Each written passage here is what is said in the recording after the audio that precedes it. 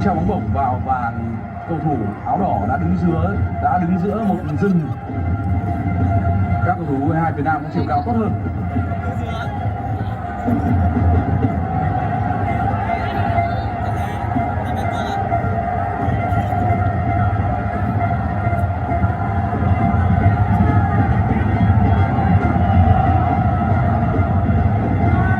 Các tiền đạo của chúng ta cũng lùi về rất nhanh để tham gia phòng ngự.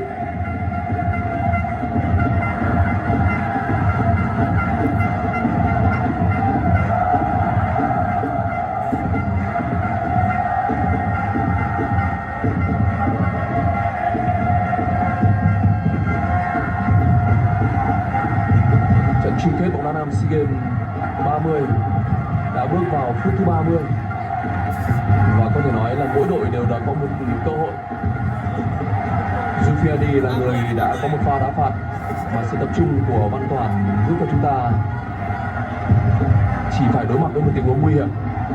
Và sau đó thì U22 Việt Nam có một pha xử lý tương đối ngẫu hứng của Đức Trinh sau nỗ lực chuyền bóng bên phía cánh phải của Trọng Hoàng.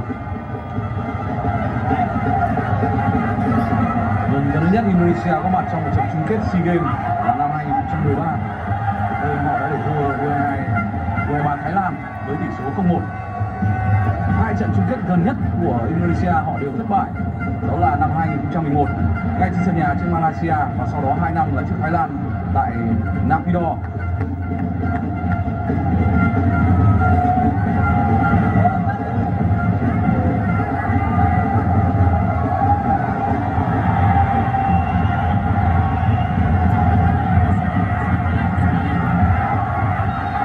Quá khôn ngoan và cực kỳ thông minh trong tình huống này.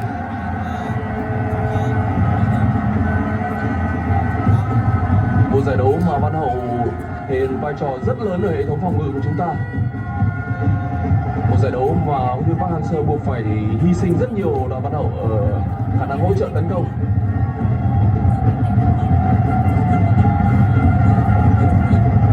Nhưng pha bóng vừa rồi cũng cho thấy khi để lộ ra những khoảng trống ở hai biên là một điều rất nguy hiểm.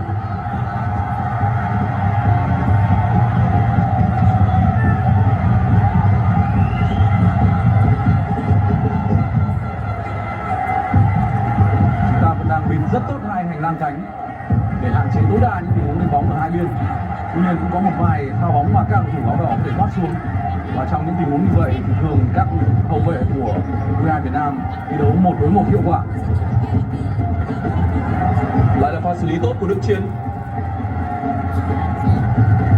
Bắt đầu từ hiệp 2 trận đấu với U22 Thái Lan, huấn luyện viên Park Hang-seo đã đặt Đức Chiến vào một vị trí mà cho đến lúc này anh còn làm tốt hơn ở vị trí vốn là sở trường, vị trí của một tiền vệ phòng ngự.